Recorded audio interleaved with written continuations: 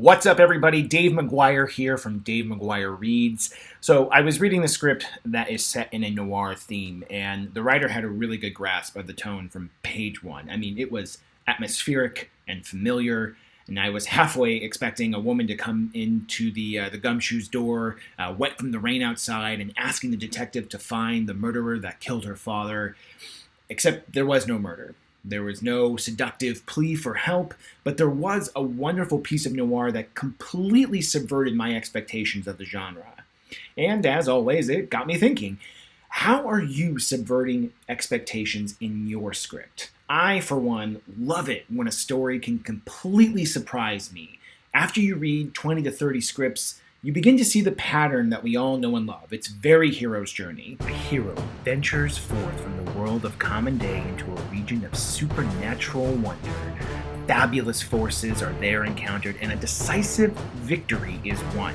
The hero comes back from this mysterious adventure with the power to bestow boons on his fellow man. Sure, not every script has the main character embarking on a journey into supernatural wonder, but there is a journey, and that, as you know, is our story. See, when I was beginning writing, I was writing based off of what I was watching, which meant that I was hitting the same beats that I was seeing up on the screen. Protagonist gets up. Action beat by page 10.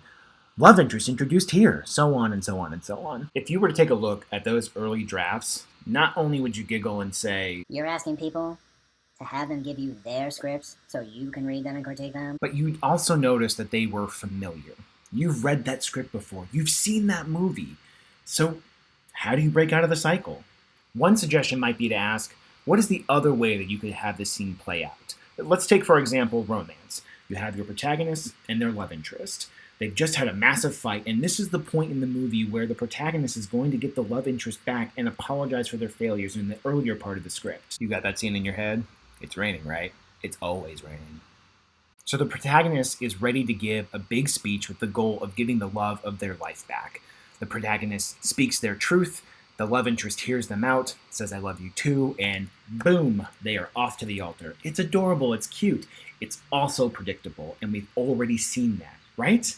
So what could we do differently? What can we do to subvert expectations? Let's take, for example, Kevin Smith's 1997 film Chasing Amy. Holden, played by Ben Affleck, has fallen madly in love with Alyssa, played by Joey Lauren Adams. Like head over heels. Only one problem, she's gay.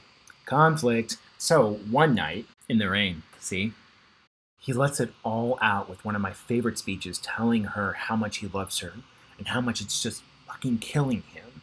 And he's wanting her to just stop him and say she loves him too, and boom, movie over.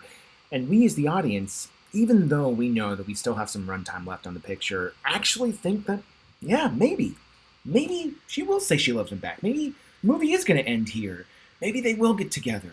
But no, she gets out of the car and leaves him alone, where he defeatedly utters the line, "Was it something I said?"